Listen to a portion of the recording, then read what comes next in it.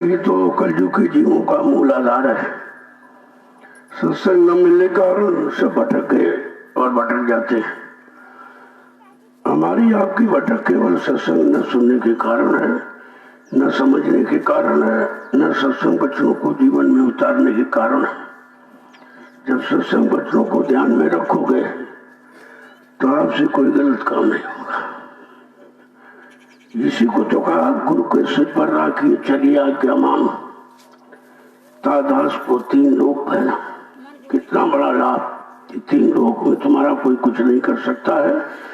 अगर तुमने गुरु को सिर माथे रखा, उनके वचनों को हमेशा समझो कि सामने रखें। जब वचन सामने रहेंगे तो बुरा कैसे होगा? ये मन बुरा पाप कैसे करेगा? जहाँ सत्संग से अलग हुए तो ये फौरन काल के घेरे में चला जाता है। यही तो मन की कमजोरी है। इसी कमजोर मन को आपको कुछ नहीं करना, न इधर न उधर देखना, ताकना, झांकना, कुछ नहीं। न किसी को समझाना समझाना, अपने मन को समझा लो कि ये थोड़ा सा उधर से हट जाए और इधर गुरु वचनों में लग जाए पकड़ के। तो जब हट जाएगा तो धीरे धीरे धीरे सब अपने आप ठीक होता चला जाएगा। ठीक करने के लिए तुम्हें कहीं से कुछ लेना नहीं है। वो वचन तुम्हें खुद ही बचा लेंगे। काम से, क्रोध से, लोभ से, मोह से, अहंकार से, ईर्ष्या, राग, द्वेष से, सबसे बचा लेंगे। वचनों का मतलब यही है, क्योंकि उन्होंने बचने का रास्ता बनाया है कि इस मन को कैसे बचाया जाए। तो सर्वप्रथम आधार रखा सत्संग वचन। सत्संग करो, सेवा करो, भजन करो। इस शैतान मन को फुर्सत मत दो। कोई न कोई काम में इसको लगाए रहो। कोई काम न हो तो भजन पर बैठ जाओ, कान में उंगली डाल लो, लेट जाओ, बैठ जाओ, जैसे हो सके। किसी तरह से हमको मन की घेरागारी करनी है। अब मन के पीछे पड़ जाना है। अगर इसे पीछे पड़ गए आप तो बहुत जल्दी काम हो जाएगा। और तुम कुछ भी यहाँ करते रहो लेकिन काम नहीं होगा, क्योंकि मन जब तक साथ नहीं देगा तब तक कुछ होने वाला नहीं। और ये साथ देगा नहीं, क्योंकि काल का एजेंट है। काल की तरफदारी करने वाला, काल के भोगों में बसने वाला, रहने वाला। तो ये कैसे साथ देगा आपका? उसी की युक्ति महापुरुषों ने बता दिया कि सत्संग करो, सेवा करो और भजन करो। जय गुरुदेव, जय गुरुदेव, जय गुरुदेव,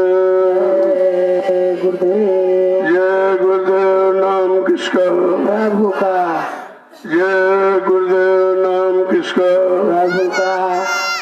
जय गुरुदेव। नाम किसका? प्रभु का।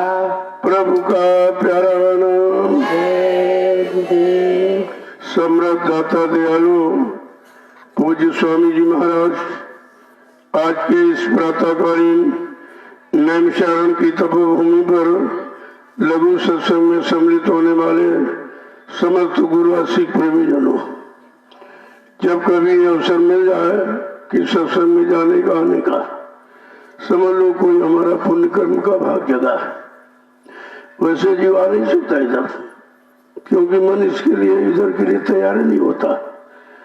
बड़ा बेरुख रहता है इधर आ जाता तब, क्योंकि उसको उधर का रस लगा, चाट लगी है। और इधर अभी कोई रस आपको मिला नहीं है। क्योंकि रस पाने का जो तरीका है, जो विधि है, साधन है, वो तो आप नहीं करते नहीं हो। आए रुके चले गए, आए चले गए, आए चले गए। अरे भाई ठहर के को देखो। जब तुम ठहरोगे तो मन ठहरेगा। तुम का मतलब शरीर से। जब शरीर को रोक के रखोगे तो मन कहाँ जाएगा? ये अकेले कुछ नहीं कर सकता है, तो बहुत बहादुर। लेकिन जब शरीर को साथ मिलेगा तभी कुछ कर सकता है। अकेले तो कुछ करने वाला है नहीं। तो कहा चलो तुम्हारे बस का अगर मन नहीं है तो मन जाए तो जान दे, लेकिन कस के राख शरीर। पथरी उतरी पड़ी कमान से कभी न चाले थे। महापुरुषों ने बहुत तरीके, सरल से सरल जीवों के लिए रखे हैं कि चलो भाई ये भगनी की आदत पुरानी मन की है, ये बचता रहा, कभी आपने रोका नहीं, कंट्रोल नियंत्रण किया नहीं, कोई लगाम आपने लगाई नहीं, तो ये बेलगाम हो गया है। लेकिन इसके लिए भी तरीका है कि बगैर शरीर को साथ लिए ये कुछ नहीं कर सकता। जब आप शरीर का साथ दो तो ये पाप और पुण्य गलत सब कर डालेगा। तो कहा चलो कुछ नहीं कर सकते, शरीर तो तुम्हारा है, शरीर को कब्जे में रखो। अगर शरीर कंट्रोल नियंत्रण में बना रहा तो ये शैतान कुछ कर नहीं सकता। और शरीर जड़ है, शरीर कुछ करता नहीं, कराने वाला मन है, यही कराता रहता है। ये बुरा काम वो पाप काम, फिर बुरे और पाप कर्मों में लगा कर बार बार तुम्हें सजा दिलाता है। क्योंकि वो उसको ये भी तो है कि मतलब यहाँ से चलना नहीं है। अगर उसको अपने घर की याद आ जाए तो बेचैनी हो जाएगी उसको भी। लेकिन अब तो भूल चुका कि मैं किधर से आया, किसके साथ आया, कौन मुझको साथ में ले आया, उसने हमारे लिए कुछ वादा संकल्प किया कि नहीं किया, ऐसा भूल गया है। यही इसको याद दिलानी है। जब जीवात्मा का संदेश इसके कान में पहुंचेगा, वो जीवात्मा कहेगी रे भाई मैंने तुमको साथी बनाया था और ये कहा था चलो हम तुम दोनों नीचे के लोगों को देख करके वापस चले आएंगे और हम तुमको बगैर साथ में लिए वापस नहीं आऊंगी। तो इतना बड़ा संकल्प तुम्हारे लिए, तुम बात ही नहीं सुनता है। वो बेचारा सुनता नहीं कुछ, क्योंकि वो भूल गया है। इसी को याद दिलानी है, भूले वो को अपनी याद दिलानी है, अपने घर मुकाम मंडल लोग की याद दिलानी है, जो जिसके साथ आया वो याद दिलानी है। तेरे लिए किसी ने कुछ संकल्प प्रतिज्ञा की वो याद दिलानी। इसी याद दिलाने का नाम तो सत्संग है, सत्संग। जब सत्य का संकरात होगी तभी काम बन जाएगा, चाहे मन का हो, चाहे बुद्धि का हो, चाहे चित्त का हो। जब सत्य के साथ आप जुड़ जाओगे तो भी झूठ उठ का आने वाला। सत्य ही सच्चा मार्ग है और सत्य ही सच्चा मत है, और सत्य से ही हम अपने घर जा सकते हैं, दूसरा कोई रास्ता नहीं है। तो महापुरुष आए तो उन्होंने घर की याद दिलाई, कहे भाई तू कहाँ यहाँ फंसा, क्योंकि हम लोग तो भूल गए। हम तो इसी को अपना घर मकान ये मिट्टी वाला ईट पत्थर वाला बना के रखा, इसी को मान लिया और ये भूल गए कि इसमें कितने हमारे पूर्वज आए वो नहीं रहने पाए, उनको छोड़ के जाना पड़ा। तो हम इसमें कैसे रह सकते? तो हमारा नहीं है। अगर हमारा होता तो परमानेंट इसी में हम रहते, कभी नहीं जाते। तो ये सब भूल गया है, इसलिए उन्होंने गुहार लगाई, पुकार लगाई। क्या कहा कि धाम अपने चलो भाई, पराए देश क्यों रहना। चलो भाई पराए देश क्यों रहना। धाम अपने चलो भाई, पराए देश क्यों रहना।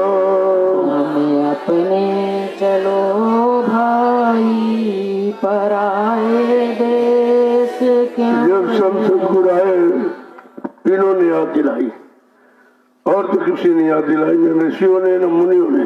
वो खुद ही बेचारे फंसे पड़े, उनको खुद नहीं मालूम हमारा सच्चा घर कहाँ है। तो यही तपस्या तो किया, अच्छे शुभ कर्म किए, लेकिन ये याद उनको नहीं है कि घर जाने वाले कौन से कर्म है, घर हम किससे जाएंगे, ले जाने वाला कौन होगा, वो रास्ता कौन होगा, ये वो भी नहीं जानते। जिनको हमने सर्वसर्वा माना, जब वो नहीं जानते तुम किसे पूछेंगे। तो आकर उन्होंने खुद ही हवा लगा दी कि धाम अपने चलो भाई, पराए देश क्यों रहना। हमें अपने चलो भाई पराए देश क्यों रहना। कहते तुम अपने घर चलो। अब जब सुना तो बड़ा आश्चर्य हुआ कि अपने घर चले कहना, क्यों किसी ने तो बताया नहीं। कहते नहीं ये तुम्हारा घर नहीं है, ये पराया यानी काल माया का देश है, जिसमें हम रह रहे उसको मृत्यु कहते हैं। इसी को संतों ने इसको सब लोग कहा है। तो उन्होंने तो बताया अरे भाई जो जानकार है जानता वही तो बताएगा। जिसको सारे लोगों की जानकारी, सारे लोगों में आने जाने वाला है, वही तो हर लोग की बात बताएगा कि भाई तुम्हारा घर कहाँ है, और ब्रह्मा जी का कहाँ है, और विष्णु भगवान का कहाँ है, शंकर जी का कहाँ है, भगवान राम का घर देश कहाँ, कृष्ण का घर देश कहाँ है, देवी देवताओं का घर देश कहाँ, सब बताएंगे। और कहे मन तुम्हारा कहाँ है, ऐ जीवात्मा तुम्हारा घर कहाँ है। जब उन्होंने सबको घर की बात बताई तब हमको अपने घर का होश आया कि जब हमारा घर नहीं है तो पराये देश में तो ज्यादा देर कोई रहने नहीं देगा। भाई किसी घर में आप चले जाओ 2-4 दिन रहोगे, अब तो परमानेंट तो आप रहोगे नहीं, ना तुमको रहने देगा। तो बात जब समझ में आए तब तो अभी यही नहीं हम समझ पाए। हम तो इसी मिट्टी ईट पत्थर माँ का मकान को संभाल के बैठे हुए, यही हमारा है, यही हमारा, ये हमारा, और ये हम भूल गए कि हमारे पहले जो इसमें आए जब वो नहीं रह पाए तो हम कैसे रह पाएंगे। ये हमारा है नहीं। आगे क्या कह रहे हैं, काम अपना करो जाई, पराए काम क्यों फंसना।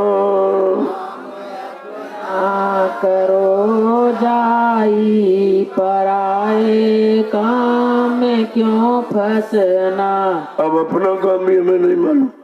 हम तो यही खेती, दुकान, दफ्तर, बिजली, व्यापार, मजदूरी, इसी को अपना काम समझते। अगर ये तुम्हारा होता तो तुमसे बाद में छीन क्यों लिया जाता। कहा नहीं जाए अपने घर, तुम्हारे यहाँ नहीं, कुछ नहीं। तुम आए हो तो इसका प्रयोग कर लो, यह है नहीं तुम्हारा। ये तो तुमको किसी ने प्रयोग के लिए दिया है और हमने प्रयोग भी नहीं किया, दुरुपयोग किया। शरीर का भी दुरुपयोग किया, मन बुद्धि चित्त का भी दुरुपयोग किया। जो सामान रुपया पैसा मिला उसको बाद दुरुपयोग किया। हम सदप्रयोग करना जानते ही नहीं। वो तो संत महापुरुष बताएंगे कि सदप्रयोग क्या है। जब सदप्रयोग करोगे तो कोई कर्म नहीं बनेगा, कोई सजा नहीं मिलेगी आपको। लेकिन हम अच्छा बुरा जानते कहाँ है। जो मन को अच्छा लगा उसी को अच्छा मान बैठे, जो वाणी स्वाद जीभ को अच्छा लगा उसी को अच्छा मानते। मतलब अच्छे मानने की परिभाषा नहीं मालूम। अगर अच्छे सच्चे की परिभाषा मालूम हो जाए फिर तकलीफ किस बात की। तो क्या कह रहे हैं, अरे भाई तुम सब अपना काम करो। अपना क्या है, केवल तुम्हारी अपनी सिर्फ जीवात्मा है। न शरीर तुम्हारा है, न मकान दुकान जमीन तुम्हारी, न पत्नी बाल बच्चे माई बेटा, ये कोई तुम्हारा नहीं है। लेकिन तुम्हारी सिर्फ जीवात्मा है। अब तुम अपनी जीवात्मा का काम करो। अभी तक तुमने मन का काम किया, मन ने धोखा दिया, तुम्हारा वो भी नहीं निकला। तो कहते हैं कि अरे भाई अपना काम करो, ये पराया काम क्यों करते हो। हम अपना पराया जानते नहीं है क्योंकि हमको किसी ने बताया नहीं है और संत महापुरुष आए नहीं जिनको हर काम की सच्चाई मालूम है। जब वो आए तभी तो बताएंगे, और बता रहे तो हम इतने भूले भटके हैं कि उनकी बात पर विश्वास नहीं हो रहा। ये भाई क्या कह रहे हैं, ये कहते तुम्हारा घर नहीं है, घर तो हम ही ने बनवाया, कितना पैसा लगा, कहते तुम्हारा नहीं है। तो कहते रे भाई तुम्हारा अगर होता तो तुम्हारे पहले जो तुम्हारे माँ बाप पूर्वज आए वो फिर क्यों नहीं रहे इसमें। तो कहते हाँ ये तो बात है, उनको भी नहीं रहने दिया गया। कहा जब उनको नहीं तो तुमको भी रहने नहीं दिया जाएगा। ये तो सिलसिला बना, आया चला गया, आया चला गया, आया चला गया, राह खाली कर गया, राह खाली कर गया, राह खाली कर गया। जब खाली करना है तो तुम्हारा काम है। आगे क्या कह रहे हैं, नाम गुरु का संभाले चल, नाम गुरु का संभाले चल, नाम गुरु का संभाले चल, नाम गुरु का संभाले चल। यही है दाम गठ बंधना, यही है दाम गठ बंधना, यही है दाम गठ बंधना, यही है दाम गठ बंधना। गुरु ने जो नाम दिया है इसको संभाल के रख। यही नाम असली दाम, असली धन और दौलत अमोलक है। कहा इसको संभाल के रख और मतलब कहते यही है दाम गठबंधना। ये सच्चा दाम, सच्ची धन दौलत, अमोलक के नाम जो गुरु देते यही है। इसी को संभाल के रख और गांठ में मजबूती से बांध ले। जो तूने बांधा है ये तेरा नहीं है, ये तेरे ही बच्चे तुझे छीन लेंगे और यहाँ से नंगा करके ले जाएंगे और जला के राख कर देंगे। कहीं तेरा कुछ नहीं। यहाँ आगे समझा कि क्या कहें। देखो एक ही वचन जब आप सुनोगे तब तुम्हारी समझ में आएगा कि वास्तविकता क्या है, सच्चाई क्या है। हम तो सब झूठ में फंसे रहे, हम इसी को सच्चा मान बैठे क्योंकि किसी ने बताया नहीं था। अगर बताते तो हम सब यहाँ सचेत रहते, रहकर अपना काम बना लेते, जैसे कोई किराए भाड़े पर मकान लेते हो। लेकिन ये हमेशा जान तुम्हारा नहीं है, पता नहीं कब खाली करा देगा। पैसा भी लेता है और फिर भी तुम्हारा नहीं हो पाता। हर महीने आपसे भाड़ा लेगा, लेकिन ये नहीं कहेगा कि भाड़ा तो देते लेकिन तुम्हारा नहीं है। हम कभी इसको खाली करा सकते। इसी तरह से महापुरुषों ने कहा रे भाई ये तुम्हारा नहीं है और तुम जो जो पकड़ के रखे हो, जो जो बैंक बैलेंस का आधार बनाए हो, लाकर कोई बना दिया, सोना चांदी रख दिया, रुपए पैसे के लिए बैंकों में डाल दिया, लेकिन वो तुम्हारा नहीं है। वो धन तुम्हारा नहीं है, वो तो तुमको प्रयोग के लिए मिला है और तुम प्रयोग न करने के कारण दुरुपयोग करने लगे और उसी में तुम फंस गए हो। तो कहते हैं सच्चा धन जो गुरु से मिलता है, नाम धन, जीवात्माओं के धन का दान नाम दान, ये सच्चा, बाकी सब झूठा है। क्या कह रहे हैं कि जगत का रंग सब मैला, रंग सब मैला, जगत का रंग सब मैला, जगत का रंग सब मैला, ये धुलाले मान ये कहना, लाले मान ये कहना, ये धुलाले मान ये कहना, लाले मान ये कहना। संसार का जितना रंग है का ये सब मैला है। इसी ने तुझे गंदा किया। काम ने, क्रोध ने, लोभ में, मोह में, अहंकार में, मान ने, प्रतिष्ठा ने, अधिकार में, इसी ने तुझको गंदा कर दिया है। ये सच्चा रंग नहीं है। सच्चा रंग क्या है? नाम रंग, जिसको चढ़ गया फिर ये उतरता नहीं। एक बार अगर चढ़ गया और तुम रंग गए तो ये रंग कभी उतरता नहीं है। आगे कह रहे हैं जो गंदगी तुमने चढ़ा ली कर्मों की वो उतरवा लो, उसे जल्दी से उतारो। तुम तो नहीं उतार सकते हो, लेकिन संत महापुरुषों को मालूम है कि कौन सी गंदगी कर्म की तुमने कैसे चढ़ाई है। वही कर्म तुम्हारे से कराते हैं और सेवा का माध्यम बना के। अगर धन से तुमने शरीर को गंदा किया तो धन तुम्हारा सेवा में लेकर के परमात्मा में लगा देंगे तो तुम्हारी गंदगी उससे धुल जाएगी। अगर मन को गंदा किया तो मन सुमरन ध्यान भजन में लगा के पाक साफ निर्मल पवित्र कर देंगे। अगर तुमने कोई खान पान गंदा किया तो उसको तुम्हें सच्चा संदेश दे देंगे और तुमको अपने पास रख के बच्चों को सुना सुना कर वो भी तुम्हारी गंदगी उतार देंगे। अगर अन्न खा के कोई पाप किया है तो अन्न भंडारों में लेकर रोटी बनवाकर उन प्रेमियों को खिलाई जाएगी जो सेवा करेंगे, सत्संग सुनेंगे और भजन करेंगे, तो भी तुम्हारी गंदगी उतर जाएगी। काल धुलाने ये अवसर मौका है, फिर कोई गंदगी धुलाने वाला उतारने वाला यहाँ न कभी आया है न कभी आएगा। आगे क्या कह रहे हैं?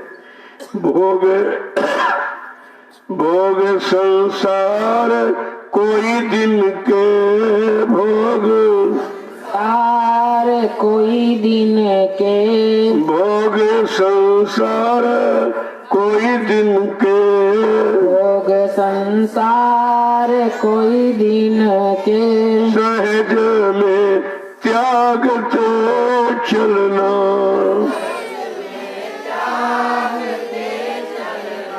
सहज में त्यागते चलना, सहज में त्यागते चलना। कहते संसार के भोग जिनको तुमने अपना मान रखा है, ये भी कुछ दिनों के, क्योंकि बचपन में तो होश ही नहीं रहता, खेलने खाने में चला गया और आगे कुछ थोड़ा समय जवानी का आया तो उसमें फंस गया, सारी शक्ति जवानी की और तुम इन्हीं भोगों में लगा दिया। कहा ये कुछ दिन के हैं और इसके बाद बुढ़ापा आ गया, फिर तुम भोग नहीं भोग सकते हो, शरीर के भोग भी आप नहीं कर पाओगे कि वो शक्ति आपके पास रहेगी नहीं। कहते हैं कोई दिन के, अरे इन भोगों को छोड़ धीरे धीरे धीरे धीरे त्यागते त्यागते छोड़ते छोड़ते तू आगे बढ़। आगे क्या कह रहे कि शरण सतगुरु गहो दृढ़ कर, शरण सतगुरु गहो दृढ़ कर, शरण सतगुरु गहो दृढ़ कर, शरण सतगुरु गहो दृढ़ कर। करो ये काज ये पिल रहना, करो ये काज पिल रहना, करो फिर काज फिर रहना। ये भोगों की गंदगियां कोई नहीं उतार सकता, कितना पढ़ा लिखा बुद्धिमान धनवान बलवान हो, जब ऋषि मुनि योगियों ने नहीं उतार पाया, जिनको आपने भगवान का रामकृष्ण के अवतार वो नहीं जब उतार पाए, तो हम सब कलयुग के गंदे जीव जानते ही नहीं उतारना। हम तो उतारना नहीं जानते, चढ़ाना जानते, रोज के रोज इन्हीं भोगों में नित्य फंसना जानते, निकलना नहीं जानते। हम तो मतलब यानी निकल नहीं सकते क्योंकि निकलना मालूम नहीं है और निकलने का प्रयास भी नहीं करते, क्योंकि हम तो समझते हैं सब कुछ है, उस दिन रात दिन ये मिल जाए ये मिल जाए और ये मिल जाए ये मिल जाए और मिला कुछ नहीं, तुम्हें मिट्टी भी मिल गए, क्या मिला तुमको। कहते हैं शरण सतगुरु को हो दृढ़, जो समय का सतगुरु आया है उसकी शरण को मजबूती से पकड़ो। अगर मजबूती से लोगों ने चरण शरण को पकड़ा होता तो आज ये गुरु परिवार में ये हाल नहीं होता, जो बेहाल हो गया फटे हाल ये नहीं होता, क्योंकि शरण की महिमा नहीं समझी, चरणों की महिमा नहीं समझी, बचनों की महिमा नहीं समझी, नाम युक्ति नामदान की महिमा नहीं समझी, सेवा की महिमा नहीं समझी। जब किसी चीज को आपने समझे नहीं तो फिर पकड़ के रखोगे कैसे। कहा इसलिए सतगुरु की शरण को दृढ़ कर रखो, और किसी की शरण में जाकर तुम कुछ नहीं पा सकते। वो अपनी शरण में लगाकर इन्हीं भोगों में लिपटा लेगा, फंसा देगा, फिर तुम आप निकले नहीं पाओगे। आगे क्या करें, करो ये काज फिर लेना। इतना हिल मिल कर इतना मजबूती से चरण शरण को बचनों को पकड़ लो, यही काम आपको करना है, इसी काम से तुम्हारा ये सब काम हो जाएगा। आगे क्या कह रहे, सूरत मन थामो ये अब घट में, सूरत मन थाम अब घट में, सूरत मन थाम अब घट में, पकड़ धुन ध्यान धर मन ना, पकड़ धुन ध्यान इधर गगना, पकड़ धुन ध्यान धर गगना। देखो कैसा समझा के कह रहे कि केवल सूरत और मन, जीवात्मा और मन को थाम लो, क्यों ये अंदर है बाहर नहीं है, तो बाहर तुम इधर तो भटक रहे हो। किसी ने कहा मंदिर में है, मुसलमान कहता मस्जिद में है, सिख कहता गुरुद्वारे में है, ईसाई कहता मतलब नहीं गुरुद्वारे में, उसमें चर्च में है, और सिख कहता गुरुद्वारे में, लेकिन मिला किसी को नहीं। अरे होता तब मिलता, ये तुम्हारी झूठी आस्था, झूठा विश्वास, झूठी श्रद्धा कैसे काम आएगी। तो कहते हैं सूरत और मन इसको थाम रो के रखो, ये घट में है, इनको घट में संभाल के रखो। जब ये संभाल, जब सूरत के साथ मन हो जाएगा भोगों से हटकर उसके साथ हो जाएगा तो वो घसीट के ले जाएगी, क्योंकि वही लाई थी वही ले जाएगी। तो क्या कह रहे, पकड़ धुन ध्यान घर कगना, वो ध्वनि वो आवाज, जैसे यहाँ कोई बुलाता फट से बच्चे चले जाते, क्योंकि मन शरीर को उधर ले जाता आवाज में। इसी तरह जो उधर की आवाज आ रही जीवात्मा मन के लिए, इसी आवाज को ब्रह्मवाणी, आकाशवाणी, ईश्वरवाणी, अनहतवाणी, शब्दवाणी कहा। मुसलमान फकीरों ने कलमा और आयत कहा है। ये निरंतर 24 घंटे ये मनुष्य रूपी मंदिर में है, जिस वाली मंदिर में मस्जिद में हो रही है। लेकिन आवाज को सुनेगा कौन? कहते कान, कान सुनता है, लेकिन कान तो बंद है। जीवात्मा का कान भी बंद है, आंख भी बंद, नाक भी बंद है, ना वो सुन रही, ना मतलब यानी देख रही, और ना ही कोई खुशबू बदबू के एहसास कर पा रही है। देखो कैसे समझाती, जैसे शरीर में आपके 2 कान है, 2 मतलब यानी कान है, और 2 आंख है, और 2 नाक के सुराख है। अगर ये बंद हो जाए तो कुछ दिखाई सुनाई देगा आपको। इसी तरह जब दिखाई सुनाई नहीं देता है तब आप खोज करते हो, अरे भाई कोई डॉक्टर वैद्य हकीम मिल जाए जो इसका जानकार हो। हमारा कान खराब हो गया, हमारी आंख खराब हो गई, ना खराब, इसको ठीक कर ले, तब तुम उसकी तलाश करते हो। अच्छा कोई सच्चा जानकार अनुभवी मिल जाता तो ठीक कर देता। लेकिन जीवात्मा के बारे में कभी सोचा कि जीवात्मा जब से आई है उसका कान नाक संबंध है, तभी वो बेचारी उधर न कुछ सुन पा रही न उधर मुड़ पा रही। जब कुछ सुनाई दे तभी तो मुड़ेगी। कहते ये बताओ जीवात्मा का आंख कान कहां से खुलेगा? या उसका जानकार, उसका अनुभवी कोई वैद्य डॉक्टर हकीम है? कहते हाँ है। क्या बताया संतों ने? गोस्वामी जी महाराज ने रामचरितमानस के उत्तरकांड में सारे प्रश्नों का उत्तर दिया। जितने भी प्रश्न आपके जीवन के हैं सारे प्रश्नों का उत्तर है और सारी समस्याओं का समाधान। लेकिन आपने उत्तरकांड कभी पढ़ा नहीं, पढ़ाने वाला कोई मिला नहीं, सुनाने वाले बांटने वाले तो आपको मिले, लेकिन करने कराने वाला कोई संत सदगुरु नहीं मिला, इसलिए वो भी काम आपका छूटा रह गया। तो कहते कि कौन खोलेगा? कहते सतगुरु वैद्य वचन विश्वासा, संयम ये न विषय की आशा। अगर सदगुरु रूपी वैद्य मिल जाए और उनके वचनों पर तुम विश्वास कर लो और उन पर विश्वास कर लो तो उनके पास जीवात्मा आंख कान नाक खोलने की रसायन जड़ी बूटी औषधि है, वो लगा के ठीक कर दे। तो कहा ये मानव जीवन का फिर ये सुधार कौन करेगा? आत्मा का उद्धार कौन करेगा? ये भी बताया कि कर्णधार सतगुरु दृढ़नावा और दुर्लभ काज सुलभ कर पावा। अगर अपने जीवन का जिसने मार्गदर्शक पथ प्रदर्शक डायरेक्टर सदगुरु को बना लिया, उसका ये काम आसान से हो गया, आसानी से हो गया काम।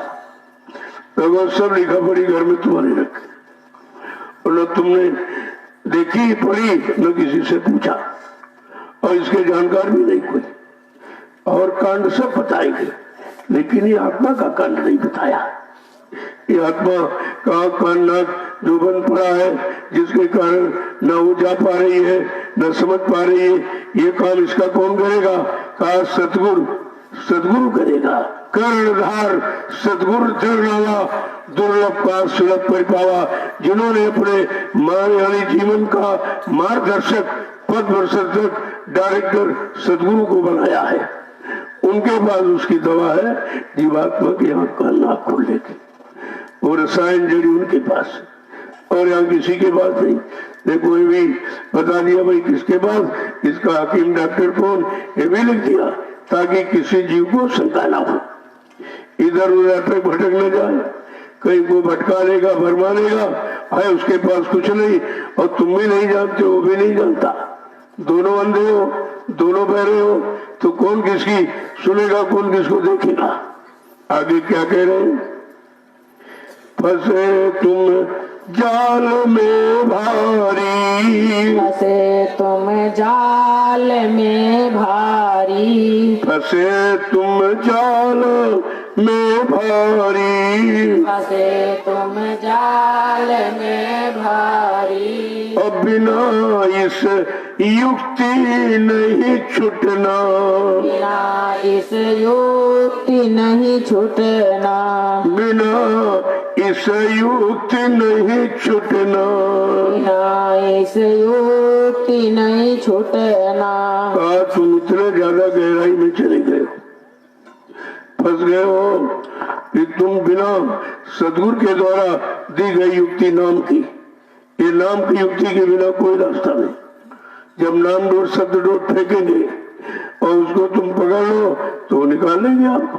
तुम कितनी गहराई में चले गए हो, कहीं फंस गए हो, वो सब आपको निकाल लेंगे।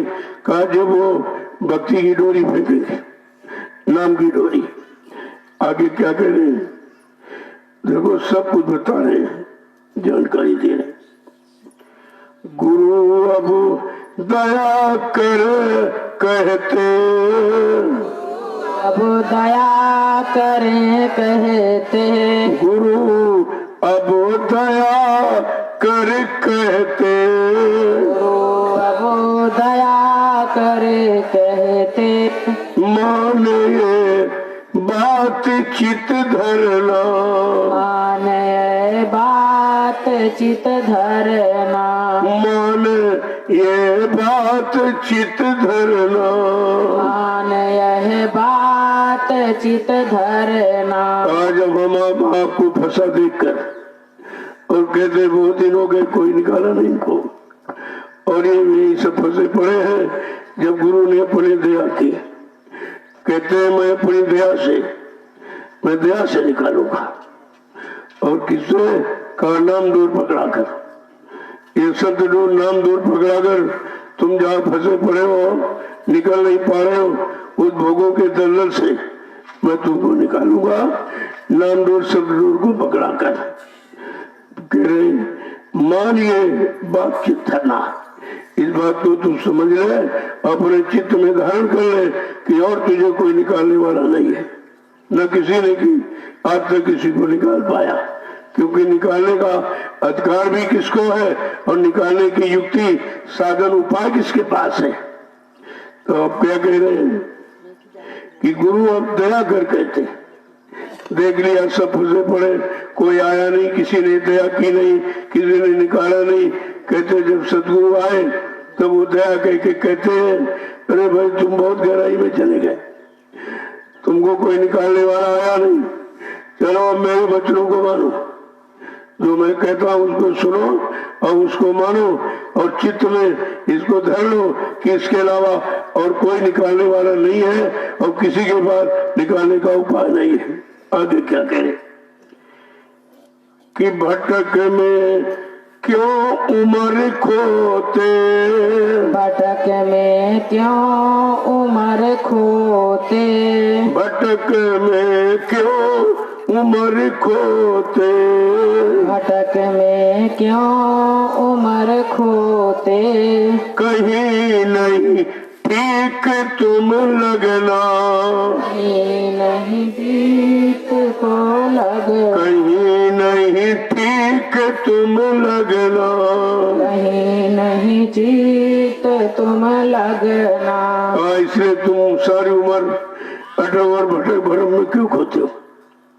यहाँ से भटक भटक भरम, न कोई निकालने वाला, न कोई भ्रम दूर करने वाला, सब लोभी लालची है, वो तुमको अटका भरमा लेंगे अपने लोभ लालच की पूर्ति के लिए।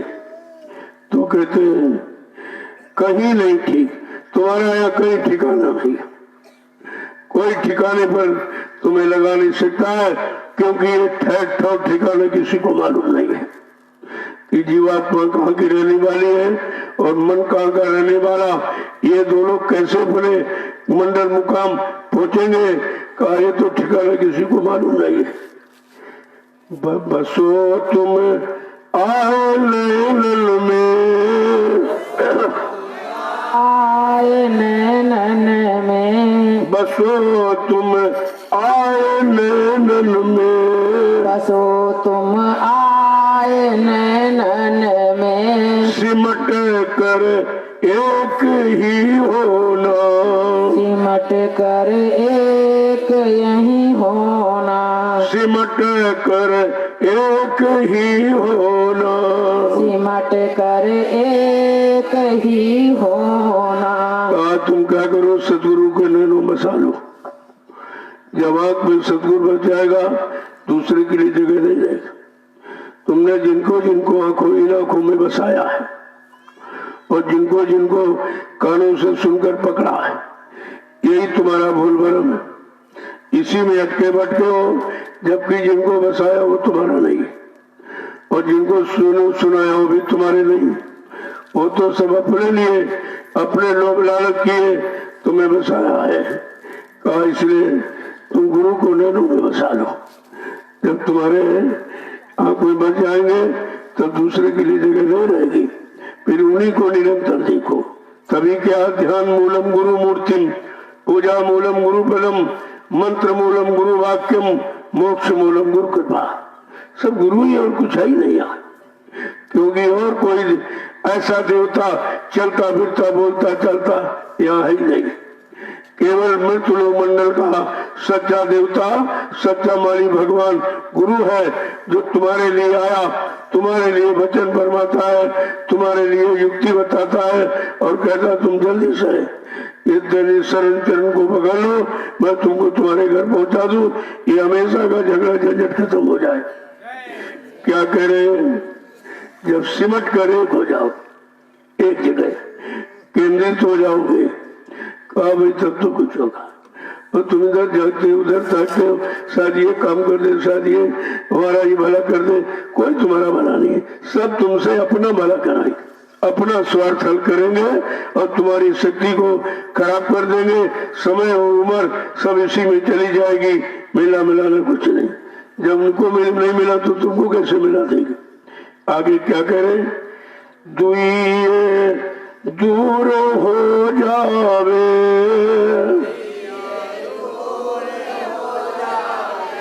दुइये दूर हो जावे, दुइये दूर हो जावे, दृष्टि को जोत में धरना, दृष्टि को जोत में रखना, दृष्टि को जोत में धरना, दृष्टि को जोत में रखना। मेरे को एक शब्द ऐसा बताते हैं जो अन्यत्र कहीं कोई बताता नहीं।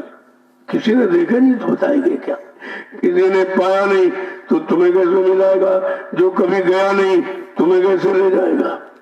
कह रहे हैं कि यह दुविधा दूर हो जाए।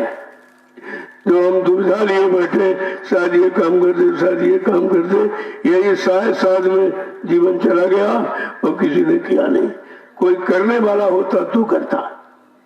ये तो फंसाने वाले मिले, आपको फंसा लिया। लोभ लालच में झूठा प्रेम यानी दे करके तुम्हें फंसा लिया।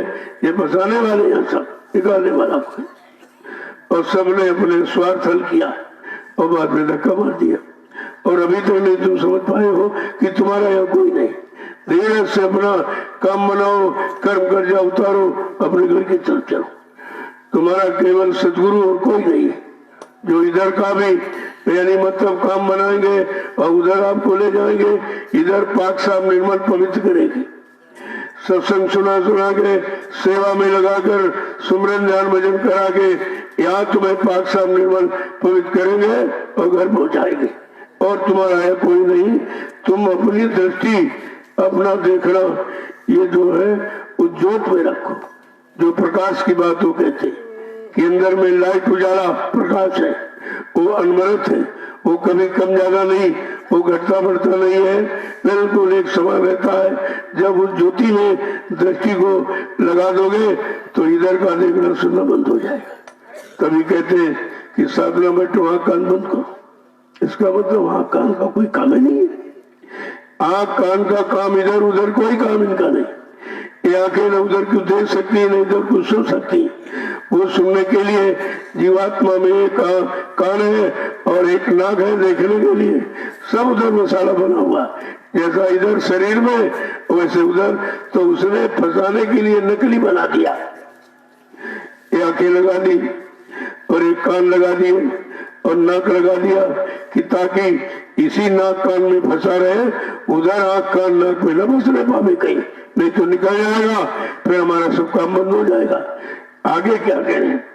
श्याम तज सोत को गहना, श्याम कर सोत गहना, श्याम तज श्वेत को गहना, श्याम तज श्वेत को गहना, सूरत को तान धुन सुनना, सूरत को तान धुन सुनना, सूरत को तान ध्वनि सुनना, सूरत को तान धुन सुनना। कहता जो अंधेला है इसको छोड़। उधर से प्रकाशी प्रकाश हुए थे, एकदम फक है, वाइट है, वैसे सफेद यहाँ कहीं नहीं।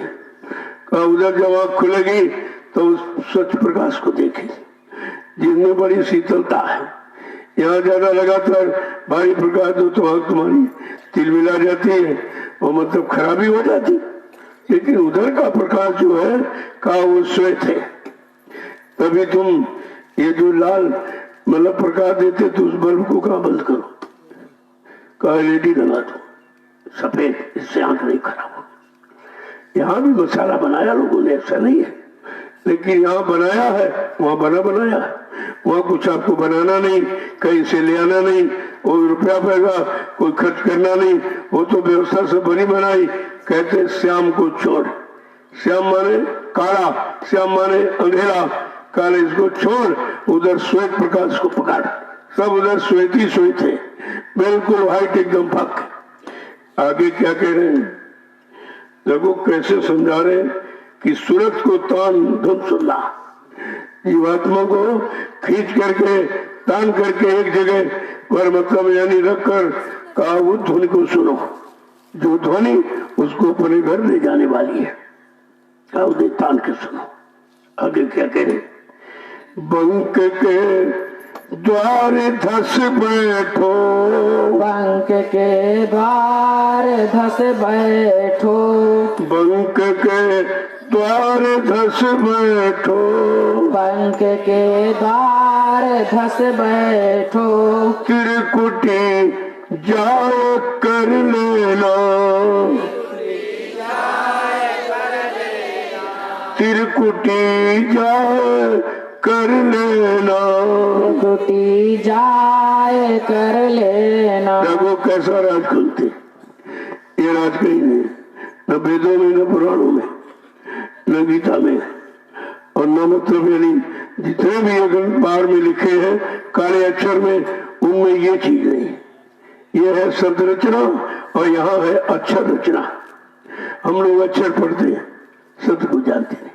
अक्षर पढ़ा जाता तब समझ में आता और शब्द सुना जाता, कितना अंतर है। इतना मीठा है, इतनी मिठास शब्द में है, जब वो जीवात्मा का कान खुल जाएगा उस मिठास के आगे मेरा कोई चीज पसंद नहीं करोगे। ये अपने आप सब, अरे अच्छा मिल जाने के बाद बुरा तो छूट ही जाता, बड़ा मिल जाए तो छोटा आप सुसर से छोड़ दोगे, लेकिन मिले तब तो आगे क्या करें। ऐसे कहते हैं कि मतलब यानी ये बंगलाल है, ये बंगलाल के ऊपर जब चलोगे तो कहते कि बंक के द्वार घुस बैठो, बंगलाल आज दरवाजे से निकलो और वहां पर बैठकर जब आंखें देखोगे और त्रिकुटी जाए कर लेना, और त्रिकुटी धाम पर जब मन पहुंच जाएगा बड़ा खुश होगा कि मैं अपने घर आ गया, मैं अपने घर आ गया। आगे क्या कह रहे हैं कि सुनने चढ़, एक एक चीज को कैसे समझा रहे कि सुनने चढ़ जो दसो भाई, सुनने चढ़ जा दसो भाई, सुन चढ़ जा धसो भाई, इस सूरत से मान सरन्याना, सूरत से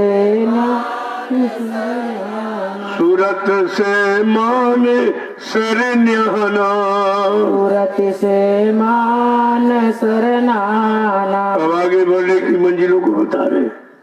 बंगनाल के बाद आगे तृप्ति, उसके बाद कहते सुन है।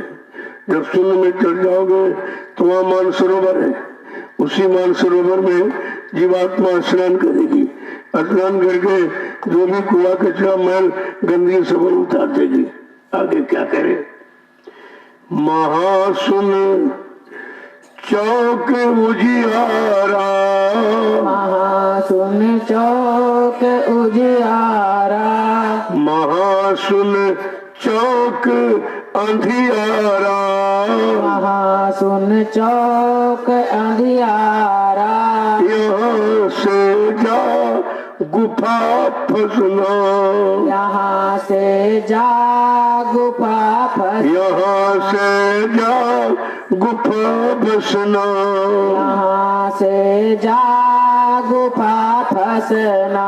आगे महासुन चौक है, वो भी अंधकार है। अभी वो श्वेत नहीं मिला जिसका वर्णन किया है, वो भी आगे है। कहा महासुन चौक अंधियारा, वहां से भी आपको यहाँ भी अंधकार, यहाँ नहीं रुकना है। कहा वहां से फिर गुफा में चलेगी। और गुफा, जब वो गौर गुफा में जाकर के बस गए, रुक गए, तो आगे क्या कह रहे कि लोक चौथे चलो तज के, लोक चौथे चलो तज के, लोक चौथे चलो सज के, लोक चौथे चलो तज के। यहीं का जाओ ये धुन बीना, यहीं गा जाओ धुन बीना, गहो वहाँ जाए ये धुन बीना।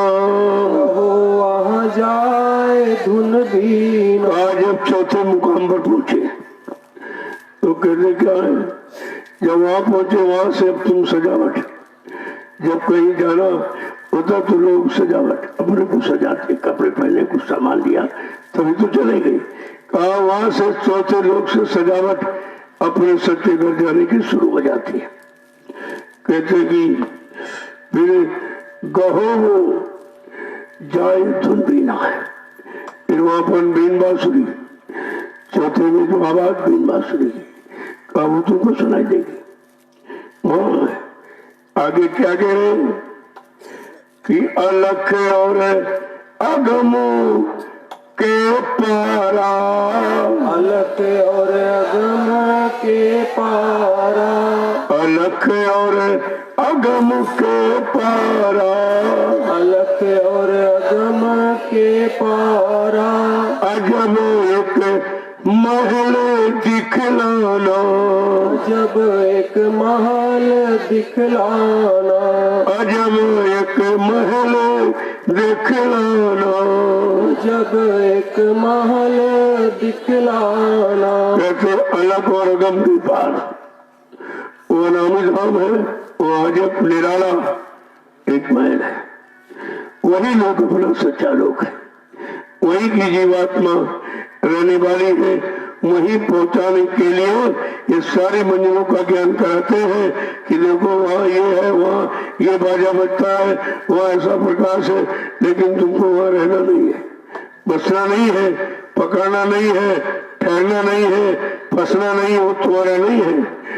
उसके आगे अलग, फिर उसके आगे अगम, अलग अगम के पार काला अनामी धाम, अजब एक निराला, एक अनोखा, जो किसी लोक मंडल में नहीं है। ऐसी बात वो तेरा घर है और वो तेरे घर का ना वो दिखाई देगा।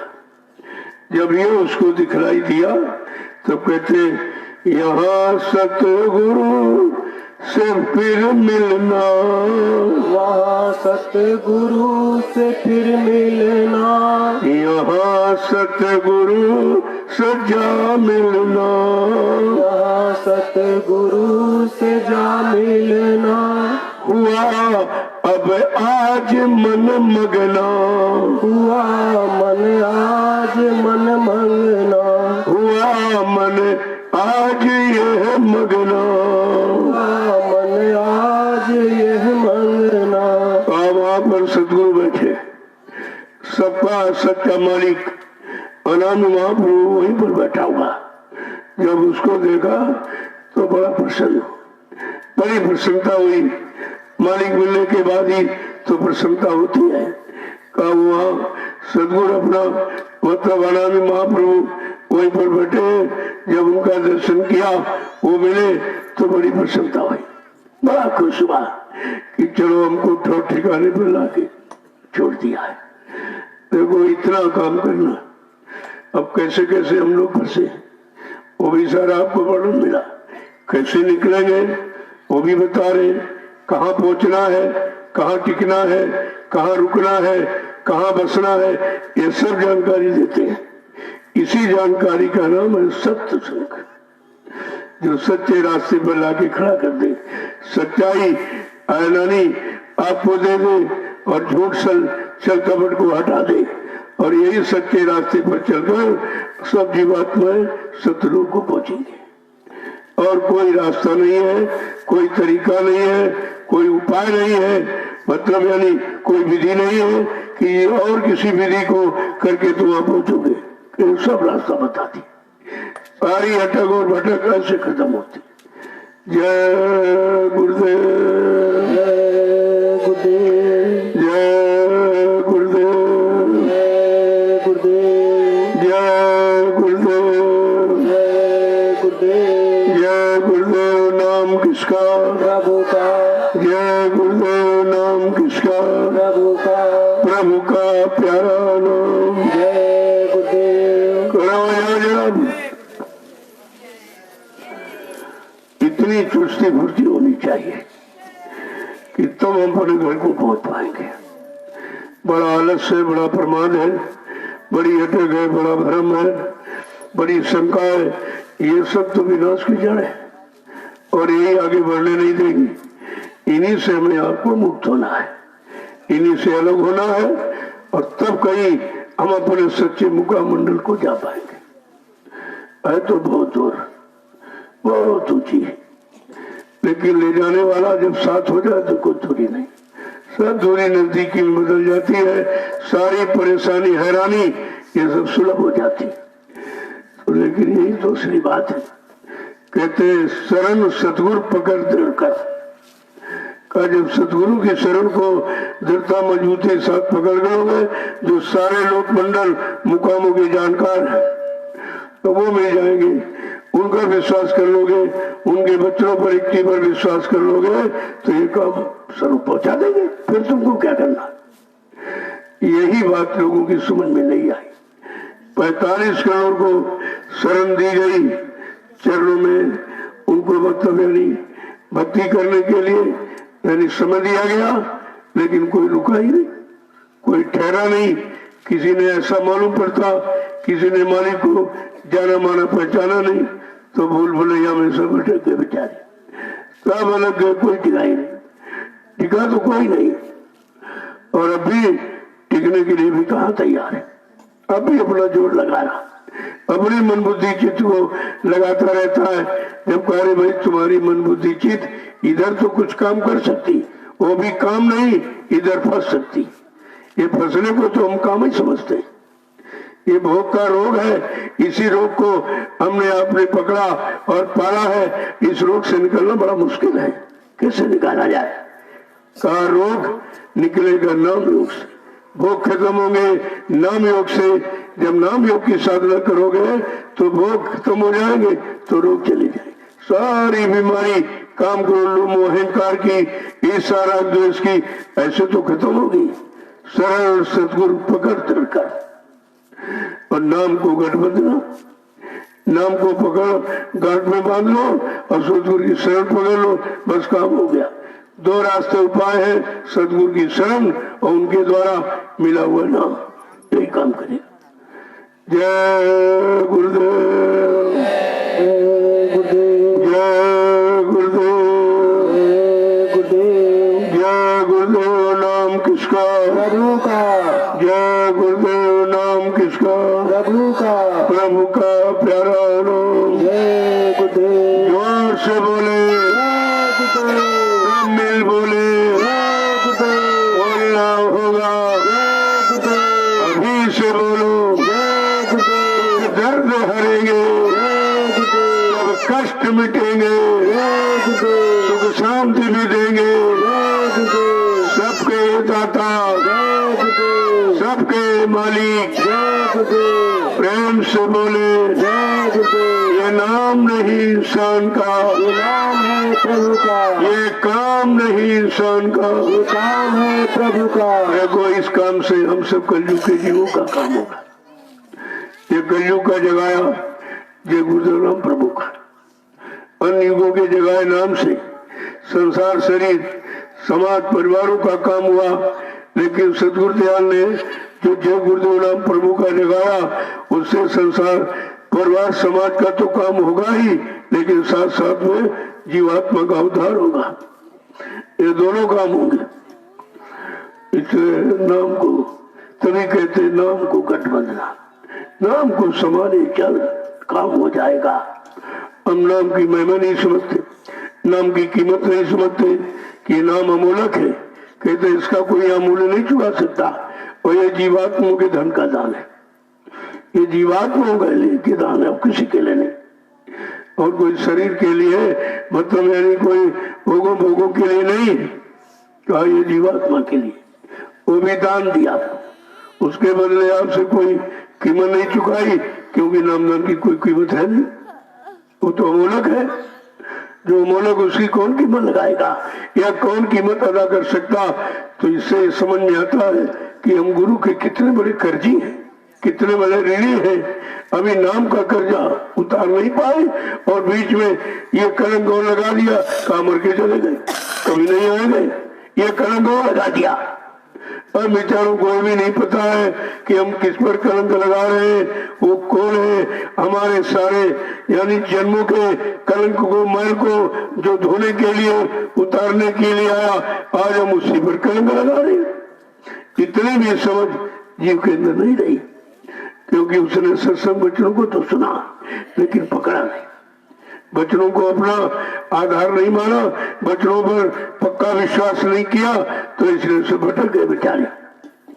जय गुरुदेव। जय गुरुदेव। हमें थोड़ा बाहर जाना है, इसलिए शाम तक लौटाऊंगा।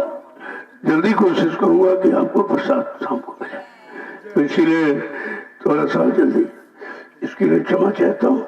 जय गुरुदेव। जय गुरुदेव। जय गुरुदेव। जय गुरुदेव। अब आप चलिए अपनी बड़ी सेवा। ये जिम्मेदार लोग यहाँ हैं, ये भजना चौरसिया जौनपुर और जय साहब अयोध्या, ये जिम्मेदार हैं। ये आपको काम बताएंगे कि कहाँ कहाँ सेवा होनी है, कैसी होनी है। आप इसको बराबर करिए। एक बात का ध्यान रखो, रात की चौकीदारी वो भजन से बढ़ के, इससे बढ़ के कोई सेवा नहीं है। वो आप चौकसी से करो। वो तुम्हारा, वो सदगुरु धाम का मुख्य द्वार है, तो तुम मुख्य द्वार की महिमा नहीं समझ पाए। जिसका उद्घाटन हुआ सारा हिंदुस्तान चकित हो गया, ये क्या है। आप वहां की चौकीदारी पक्की रखो। वहां पर जो ये बनाने वाले हैं, और सब लोग अभी ये पुआल उठाइए, फौर से वहां एक झोपड़ी बना दो, जो तिरपाल लगा उसको झोपड़ी के ऊपर डाल दो। और ये जितने गाने बजाने वाले लोग, तुम्हारी ड्यूटी वही है, दिन रात आप वही रहोगे। अभी तुम्हारी झोपड़ी बनी जा रही है, आप वही बनाइए, क्योंकि सबसे बड़ी देख रेख और सबसे बड़ी देवा सेवा सतगुरु धाम के मुख्य द्वार की है। तो मुख्य द्वार की महिमा नहीं समझ पाए, कितना पावन पवित्र है। वहां पर रहकर आप भजन कीजिए बैठकर, देखिए मतलब है नहीं। और वहां पर आगे दूसरी सी बैरिकेडिंग बना दिए, इधर एक कर दो, एक उधर दो, और दो बांस ऐसे से बांधो की रात्रि में कोई प्रवेश न ले, और सुबह बना हटा दिया करो। जब कोई आना जाना हो तब वैसे बराबर लगा रखिए। वो इधर उधर का वो मुख्य द्वार है, उसे कोई इधर उधर के लोग नहीं आएंगे जाएंगे। कोई शराबी कबाबी आएगा तो मुख्य द्वार की महिमा रहेगी। आप ये जिम्मेदारी क्यों नहीं समझते हो? इतना बड़ा उद्घाटन का तौर तरीका आपको करके दिखाया गया, फिर भी आप इस द्वार की महिमा नहीं समझते। यही द्वार तुम्हारे लिए सच्चा द्वार है। इसलिए ये जितने गाने बजाने वाले हो, तुमको ये सेवा का अवसर मिला है तो फट से जो झोपड़ी बनाने वाले वहां भाई फौरन तैयार कर दिए। ये 5 फुट का लंबा पुआल आपके पास, वो बना दीजिए, तिरपाल वहां लगा है, उसको ऊपर डाल देना और बस वहीं से आप लोग रहिए। तुम्हारा आवाज, तुम्हारी तपस्या, तुम्हारी सेवा वही है। बात को समझा करो। सबसे महत्वपूर्ण द्वार है, उसी द्वार से जब लोग प्रवेश कर जाएंगे तो आश्रम की महिमा गौरवगिरी में खत्म हो जाएगी। कितनी बड़ी जिम्मेदारी, आप बात ही नहीं समझते। और बाकी वो उधर जो गोदाम वोदाम बना है, ये गुप्ता जी आप तुरंत अपना सामान उठाइए, वहीं पहुंचिए, उन्हीं देख रहे आप चौकसी कर रखिए। तुम्हें नहीं मालूम कि सारे हिंदुस्तान की नजर तुम्हारे पर इस समय है। सब ये समझ रहे आखिरकार बात क्या है। सब मौन हो गए, कोई नहीं बोलता है, न आसन न भाषण न एपचन न प्रवचन, ये सब समाप्त हो गए। आखिरकार 88,000 ईस्वी की तपोभूमि से ये समय की आध्यात्मिक आवाज क्यों लगती है, ये विचार करना चाहिए आपको। लेकिन तुम्हारी समझ में कुछ ही नहीं आता। इतने दिन सुनते सुनते हो गए। मैं रोज सुबह शाम आपको बताता सुनाता हूँ, सदगुरु ध्यान से बचनों से अवगत कराता हूँ, फिर भी आपकी समझ में नहीं आता। जय गुरुदेव, जय गुरुदेव। जय साहब आज आप नहीं जाएंगे क्योंकि मैं आज जा रहा हूँ, आप यहाँ नहीं है, कल आप जाएंगे। आज नहीं जाएंगे आप, क्योंकि थोड़ा जरूरी काम है जाने के लिए, तो ठीक है, लेकिन आज कल आप जाएगा। तो जल्दी से ये काम वहां झोपड़ी बनवा दीजिए और तुम्हारा आज से ही वहां निवास होगा। तुम जितने लोग हो फट से वहां अपना झंडा डंडा एकदम चुस्त फुर्त से रहो आप। और ड्यूटी 4-4 लोग, मतलब यानी शाम को रात्रि में 4-4 लोग 2-2 घंटे जगो, तो तुमको नींद भी पूरी हो जाएगी और सेवा भी सबको मिल जाएगी। सेवा भी सबको मिलनी चाहिए, ऐसा रास्ता निकाला जाता है कि कोई व्यक्ति सेवा से वंचित न जाए, क्योंकि भजन आपके बस का नहीं है। अगर सेवा से काम हो जाए तो इससे बड़ा और सरल कौन सा उपाय, तुम बातें नहीं सोचते हो। जय गुरुदेव, जय गुरुदेव। देखो भंडारे के लोग सेवा तो भंडारे की करते, लेकिन रात में थोड़ा सा अपना भी सहयोग दो ये भी सेवा। कोई सेवा का खाता आपका खाली न रहे जिसमें आप दाखिल हो, हर खाते में आपकी सेवा होनी चाहिए। ये भी बहुत बड़ी चीज है। तो ये सबकी जिम्मेदारी है रात्रि सेवा की विशेष देख रेख। ये 2 दरवाजे जो आपके गेट बने हैं, इन पर जो लोग बैठ रहे हैं उनको 2-2 घंटे का मौका दीजिए। आप वहीं पर आग जला लें, अपना बैठे, नहीं आपकी व्यवस्था है, ऐसा नहीं है। अगर इनके पास जो रात्रि सेवा करते हैं कोई कम्बल अम्बल गौर कपड़ा नहीं है, उससे मैं व्यवस्था कर रहा हूँ, सब आपकी व्यवस्था हो जाएगी। लेकिन आप बहुत चौकसी के साथ, तुम्हारी पूरे हिंदुस्तान की नजर तुम्हारे पर है, तो इस बात को गहराई से आप सोचिए थोड़ा। उस श्रृंखलता में मत कोई बात नहीं थी, गंभीरता में लो। जय गुरुदेव, जय गुरुदेव, जय गुरुदेव, जय गुरुदेव। इसलिए आप लोग चलो अपनी बड़ी सेवा में। और जो उस गेट पर रहेंगे उनका भोजन नाश्ता वहीं पर भिजवाओगे, तुमको वहां से हटना नहीं है। बात को समझ लो पहले, क्यों कहा जा रहा। कोई स्थित परिस्थिति ऐसी खराब बनने वाली है, इसलिए आपको सचेत किया जा रहा कि रात्रि की सेवा बहुत ही चुस्त के साथ रखिए। आप जितने लोगों सबकी जिम्मेदारी, अरे भाई 10 बजे तो अमूमन आप जगते हो, इसके बाद 1-1 घंटे में रख लो। जब ज्यादा लोग आ जाए तो 1-1 घंटे सेवा करो, लेकिन सेवा में हिस्सा सबका होना चाहिए। ये लड़कियां हैं, ये स्कूटिया के गेट पर ये रात्रि में सेवा यहाँ कर सकती, बाहर नहीं। आश्रम के बाहर कोई लड़की निकल के नहीं जाएगी, आश्रम के बाहर तुम्हारी कोई सेवा नहीं, वो भी आश्रम कुटी पे, इधर आप नहीं। इधर आप सेवा करिए, आपको मना नहीं है तो 2-2 घंटे अपना आपस में बांट लो कि भाई 2 घंटे कितने लोग बैठेंगे, 2 घंटे कौन बैठेगा। इस तरह से ये सब चयन आप कर लीजिए कि आपके लिए अच्छा रहेगा और सबको सेवा का मौका मिल जाए। तो इन बच्चियों को तो ये बाहर नहीं निकलेंगे। 10 बजे के बाद कोई लड़की बाहर नहीं जाएगी। अगर कोई लैट्रिन बाथरूम के लिए जाना है तो 1-2 को साथ में लेकर। स्थिति अच्छी नहीं है, स्थिति बढ़िया नहीं है। तुम अच्छे हो लेकिन समाज अच्छा नहीं है। इससे अपने को ऐसे दूसरे समाज से बचा के रखना है, यही तो आपकी जिम्मेदारी है। जय गुरुदेव, जय गुरुदेव, जय गुरुदेव, जय गुरुदेव। आश्रम में कोई भी प्रवेश लेता है फौरन उसका आई कार्ड मांगो कि अपना आधार कार्ड दिखाइए, तुम कहाँ के रहने वाले, क्यों आए हो, क्या तुम्हारा यहाँ काम। हाँ, तुम्हारा काम क्या है। कोई सेवा तुम करते नहीं हो, भजन करते नहीं हो। जब मैं शाम को दर्शन आपका इसीलिए करता हूँ कि कौन कौन लाइन में आया है, इसमें कोई दूसरा अनभिज्ञ व्यक्ति तो नहीं आ गया है।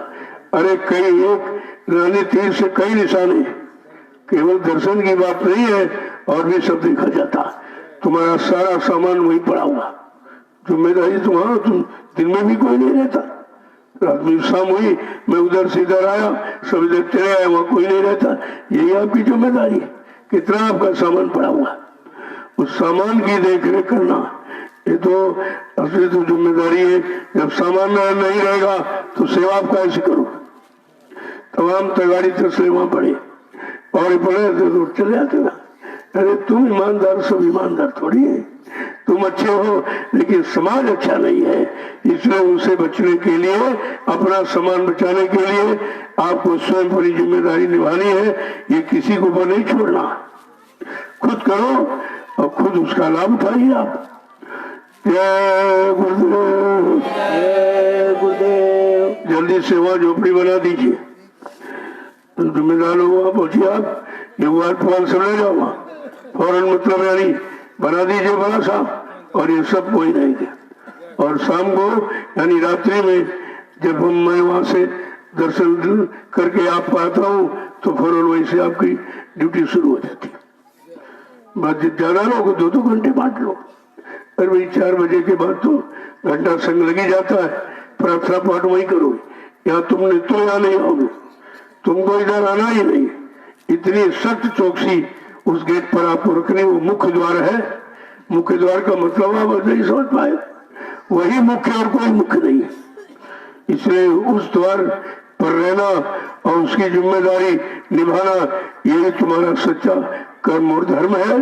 तो इसलिए जल्दी वहां पहुंचो, तो बड़ी बना तैयार करो, तैयार हो जाएगी, तुमको वही रहना। ये जितने गाने बजाने वाले हो तुम वही बड़ा गाना गाइए, वहां सुनाइए, अच्छा रहेगा, रखवाली भी रहेगी, तुम्हारा मनोरंजन भी हो जाएगा और तुम प्रार्थना पाठ उसी बहाने अपने सदगुरु को सुना लोगे, तो सब तो काम तुम्हारा होना। इनका नाश्ता सुबह का, दोपहर शाम का भोजन वही, ये कोई अंदर नहीं प्रवेश लोगे आप वही लोग, सत्संग भी वही से सुनोगे। यहाँ तुमको आश्रम में आने नहीं है, वही तुम्हारा आश्रम है, वही तुम्हारा स्थान है और वहीं पर आपको चौकसी के साथ रहना है। जय गुरुदेव, जय गुरुदेव। इसीलिए मैं गेट वालों से कहता हूँ जल्दी से उसमें दरवाजे लगा दीजिए, फौरन उसमें ताला बंद रखो, दिन में भी और रात्रि में। मेन गेट जब खुलेगा जब मैं निकलूंगा, बाकी छोटे छोटे गेट है, कोई जरूरी है पहले नाम पता पूछिए आप, वहीं पर इंक्वायरी दफ्तर बन जाएगा, वही एक बड़ा सा कमरा बनवा दूंगा और बस वहीं आप रहोगे। पूछताछ कार्यालय वही रहेगा, खोया पड़े सामान का कार्यालय वही रहेगा और उसी में जो 11 एक टोली आती जाती रहेगी, एक टोली आवास निवास वही करेगी। बहुत जल्दी से व्यवस्था होती अभी हो रही है। जय गुरुदेव। लेकिन चारों तरफ घूमना देखना है बहुत जरूरी। ऐसा थोड़ी ख्वाहिश हो गए फिर मिलेगा क्या आपको। यहाँ खाने सोने के लिए नहीं आए हो, यहाँ सेवा के लिए आए हो। तो ये तो सेवा सरल है।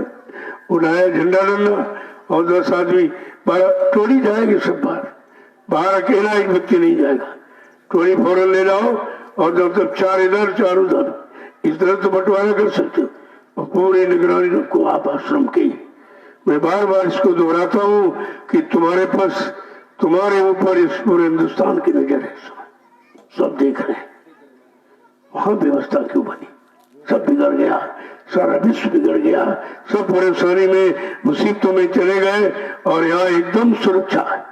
तो बात तो कोई जरूर है, वो बात तुम मन बुद्धि चित्त थोड़ी समझ सकते हो। जब तक भजन नहीं करेगा, सत्संग नहीं सुनेगा, सेवा नहीं करेगा, सदगुरु दया नहीं मिलेगी तो आपकी समझ में कुछ नहीं आएगा। देखोगे लेकिन समझ नहीं पाओगे, सुनोगे और समझ नहीं पाओगे। समझ तो उसके द्वारा आएगी। जय गुरुदेव। अब आप चलिए सेवा में, चलो मैं शाम को मिलूंगा, कोशिश करूंगा जल्दी आ जाऊं, थोड़ा जरूरी काम है, जाऊंगा लौटूंगा आपको, लेकिन आप अपनी सेवा में न करो। बराबर शाम को प्रसाद दूंगा, आपका दर्शन करूंगा। चलिए आप भी चलो सेवा, तुरंत पहुंचिए आप, यहाँ कोई दिखाई नहीं देगा, यहाँ कोई भीड़ भाड़ नहीं, मैं अभी निकलूंगा यहाँ से। जय गुरुदेव। जय गुरुदेव। चलो आप सेवा करो, अच्छा रहेगा। मौका मिल गया है, इस समय कहाँ मिलेगा। अभी आपने देखी दिवाली में भीड़ हो गई, 2 दिन सेवा बंद हो गई। सेवा तो थोड़े ही लोगों में हो पाती है, ज्यादा बाबा मरी उजाड़, ज्यादा लोगों में तो कुछ नहीं हो पाता है। और आप कितने भाग्यशाली हो कि रोज ही सेवा है। कुछ लोगों की सेवा तो रोज नहीं। वो आपका जिसमें सत्संग स्थल था वो खेत, उसको आप लेवल से कर दीजिए बराबर। ये महिलाएं सब पहुंचे, आप एक एक बांस ले लीजिए, आप उसको बराबर ऐसे से लेवल कर लो और जुता करके कल लो परसों उसमें जो बो दिया जाएगा, गाय के लिए चारा हो जाएगा, बढ़िया रहेगा सब। जय गुरुदेव। जय गुरुदेव। जो कोई काम नहीं कर पा रहा, कोई सेवा तो फिर से कहता जा। अरे बैठे बैठे तो कुछ तो आपका हाथ पैर चलेगा, वहाँ जब चलेगा तो सफाई होगी, कर्म कर्जे उतरेंगे। और कितना बड़ा काम कि आपने देखा सत्संग स्थल, कितने लोगों ने बच्चे सुने। अब ये गाय उसका चारा पाएंगी तो गौशाला की सेवा आपकी जुड़ जाएगी। यहीं से सेवा शुरू है। तो इसको आप फौरन लेवल करिए और करके कल या परसों इसको बुआ दिया जाएगा, क्योंकि समय भी है और हो जाएगा तो ठीक रहेगा। और आसपास उसके बैरिकेटिंग भी बनानी है, कोई जानवर आके फसल को नुकसान न करे। तो अभी लोग लकड़ी लेने जाएंगे, जो लकड़ी लेने जाएंगे बहराइच में, तो उनको सूचना दे दो कि भाई कुछ बांस आप तैयार करके उसी गाड़ी पर लोड करा था, ताकि बैरिकेडिंग बन जाए। अगर यहाँ क्षेत्र में तलाश करो बांस कहीं मिलता तो खरीद लो, फौरन बैरिकेडिंग इसको बना दो, ये बहुत जरूरी है। इसको बो दीजिए आप, जितना भी पर्याप्त बो दीजिए, बाकी उधर आप अपना बाथासरूम जाने के लिए महिलाएं वगैरह इनको कोई जगह नहीं है, उधर थोड़ा बना दीजिए, घेर लीजिए, तो उधर अपना ये भी काम होता रहेगा, उधर साइड में किनारे। और जितना वो बीज उतना बो दीजिए आप, उतने में थोड़ा उधर छोड़ दीजिए आप, तो आने जाने का रास्ता भी रहेगा। और मतलब जिनको बाथरूम वगैरह जाना है तो फट से वहां पर थोड़ा घेर दीजिए, उनकी व्यवस्था अलग कर दीजिए आप। मर्यादा का ध्यान रखिए, बहुत मर्यादा है तो सब कुछ। मर्यादा नाश्ते आपत्ति विपत्ति खड़ी हो जाएंगी। ये मर्यादा ही खत्म देश में समाज परिवारों में हुई है, तभी है सब मुसीबतें और दिक्कतें आगे खड़ी हो गई आपके सामने। जय गुरुदेव। जय गुरुदेव। तो ये झोपड़ी बनाने वाले पहले तो आप पहुंचिए, ये झोपड़ी तुरंत आप थोड़ी मोटी बनाना, सर्दी है, और ऊपर वहां तिरपाल जो लगा है उसको बटा देना फट से बना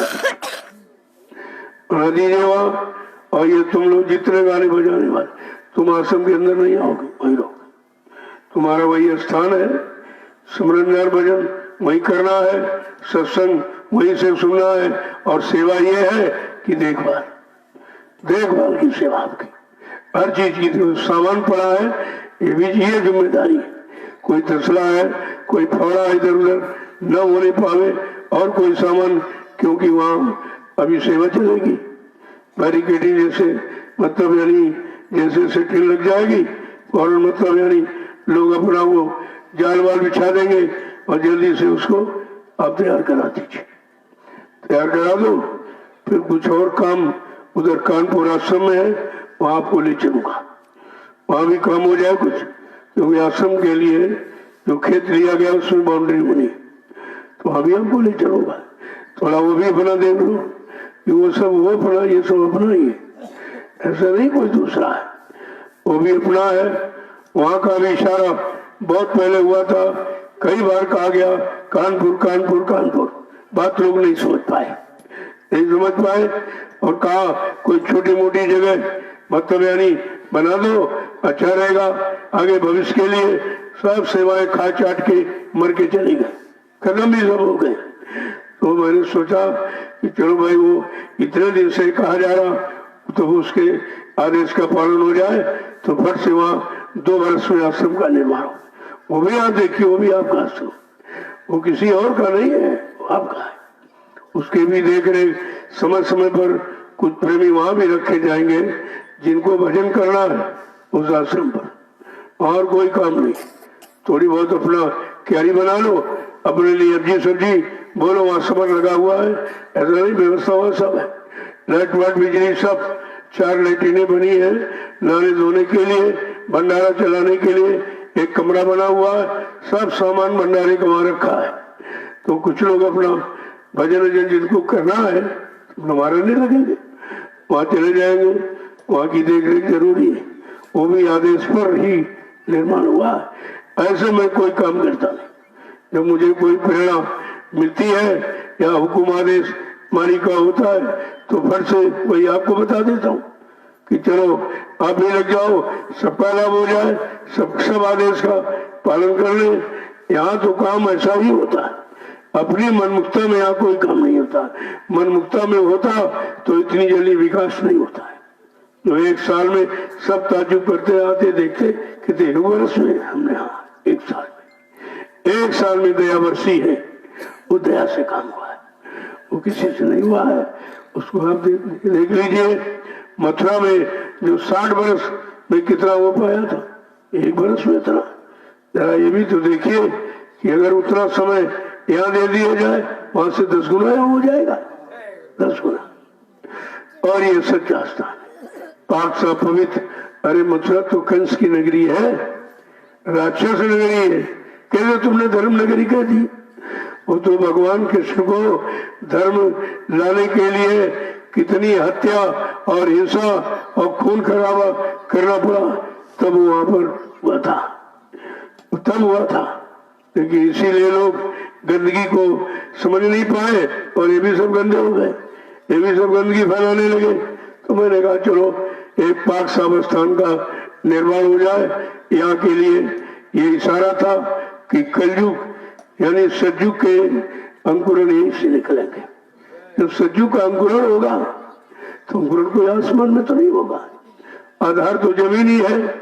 तो उसी संकल्प को, उसी वचन की पूर्ति के लिए आपका निर्माण हो गया। कितनी जल्दी हुआ, ये है दुआ। इसका मतलब सज्जु लाने के लिए बहुत बेताबी हो रही है, लेकिन कलयुग बीच में आड़े हाथ आ रहा है, और आप भी कलयुग में भी खड़े हो, सज्जु की तरफ चलने बढ़ने के लिए तैयार नहीं हो रहे हो, तो देर तो इसी बात की, वहां कोई देर नहीं, देर इधर से। अगर सब लोग सच्चे अच्छे ईमानदार चरित्रवान जल्दी से हो जाओ तो जल्दी सज्जु आ जाए, माहौल यानी व्यवस्था बन जाए। व्यवस्था के लिए सब चाहते हैं, अच्छा समाज हो, सच्चा समाज हो, अच्छा परिवार हो, अच्छा पति हो, अच्छी पत्नी हो, अच्छे सच्चे बच्चे हो, अच्छा धंधा व्यापार चले, सब अच्छा ही चाहते हो। लेकिन अच्छे कर्म नहीं करोगे तो अच्छा कैसे मिलेगा? ये तो कर्म के द्वारा, और कर्म खराब है, चाहते अच्छा है। कितने लोग आए, अच्छाई सच्चाई नहीं समझ पाए और बेचारे चले गए। मैं तो किसी को भगाता नहीं, तुम ऐसे कर्म करके खुद ही भाग जाते हो, मैं क्या करूं। मैंने कहा भाई तुम हमारी चोरी, मेरे पास कुछ है नहीं, मेरे पास अंगूठी वो तुम चुरा नहीं सकते हो, बाकी सब आपका दिया हुआ। जो भी रुपया पैसा है या मतलब आप दे रहे हो, मैं इकट्ठा करके तो रखता नहीं हूँ, क्योंकि मेरे पास तो कोई बैंक बैलेंस तो मैं करता नहीं हूँ। सब रोज का रोज आपको ये लग रहा, आपके सामने लग रहा है। लगाने वाले हैं, इनसे आप मिल लीजिए, यही व्यवस्था कर रहे हैं। नहीं, मैं केवल देख लीजिए वो करता हूँ कि भाई गलत जगह मैं प्रयोग नहीं होने दूंगा। आप अगर ये समझते हो नहीं नहीं हम व्यवस्था बना के ऐसा कर देंगे, हम तुरंत वही तुम्हारा रास्ते बंद कर देंगे और रास्ते हम काट देंगे, तुमको उधर तुमको भी खराब नहीं होने देंगे, तुम्हारा मन भी खराब न हो, इसलिए उधर से काट दिया जाता है कि आप पैसे से लेकर खराब भी हो सकते हो। और ये धन कितना खराब है, मेरे पास कोई अच्छा धन खुशी से नहीं, बहुत कम लोग खुशी से, वही 1-2 रुपए देने वाले बेचारे गरीब लोग वो खुशी में देते, बाकी किसी का भूत उतर गया वो आ गया देने, शादी ब्याह हो गया वो आ गया, बच्चा नहीं होता था 10-10, 15-15, 14 वर्ष बाद लोगों को बच्चा मिला है, ये भी यानी क्षण की महिमा समझ गए, वो लोग दे जाते। बीमारी खत्म हुई वो भी दे जाते, और कोई काम बन गया तो भी तो पैसा तो ये है। तो इस पैसे को मैंने कहा खराब है, आप इसका प्रयोग मत करना। लेकिन अब जिनका स्वभाव आदत बनी हुई है पुरानी मथुरा की, तो कुछ न कुछ हरकत करते ही रहेंगे। लेकिन वो बेचारे ये नहीं समझते वहां तुमने किया तो क्या मिला, और यहाँ करोगे तो क्या मिलेगा, या कहीं करोगे तो उससे कुछ मिलने वाला है। वो तो जो मेहनत मशक्कत यानी मतलब की कमाई तुम्हारे काम आएगी, बाकी तुम्हारे काम कुछ आने वाली नहीं, यानी संपत्ति भी चले जाएगी और तुम्हारा बुद्धि का विवेक ज्ञान भी खत्म कर देगी। कितना बड़ा नुकसान होता है, दोहरा नुकसान। तो लेकिन हम समझ नहीं पाते, तो उसके लिए अरे रात दिन तो सत्संग हो रहा, और सत्संग कभी सुनते नहीं। ऐसे लोग सत्संग में कभी नहीं बैठते। जब मैं बाहर सत्संग करता था तो अंदर बना वो अच्छा भोजन भंडारे बनवाते थे, मतलब यानी कोई सो रहा है, कोई उधर भोजन अच्छा बनवा के खा रहा, कोई उधर अपनी योजना यानी मीटिंग कर रहा, लेकिन सत्संग में सुना कभी न, कभी भजन किया न, कभी सेवा की, तो फिर मिलेगा क्या। जो 3 रास्ते आपको देने के लिए बनाए गए कि सत्संग करो, सेवा करो, भजन करो, अरे भाई 3 में से कोई तो रास्ता चलो आप, 3 में से कुछ नहीं। अपनी योजना, अपनी व्यवस्था, अपनी बुद्धि का मतलब यानी जोश दिखाने आए और खाली होके चले गए, कुछ नहीं मिला। अरे दरबार है, इस दरबार से तुम ले सकते हो, दरबार को तुम दे नहीं सकते हो। ये जो आप सेवा दे रहे हो ये भी तुम्हारा परमार्थ बनाया जा रहा, तुम्ही को उसके बदले दिया जा रहा, कुछ लिया नहीं जा रहा यहाँ। इस लेन देन को भी समझिए आप। जय गुरुदेव। अब आप चलिए सेवा में, मैं शाम को आपसे मिलूंगा। अब बीच में नहीं कोई, मैं उधर बाहर निकल रहा हूँ, थोड़ा सा बाहर जाना है, शाम तक वापस लौटूंगा, तब तक आप सेवा करिए। मैं आपसे मिलूंगा वहां पर आकर, तो रोज ही मिलता हूँ, इसमें क्या बात। जय गुरुदेव।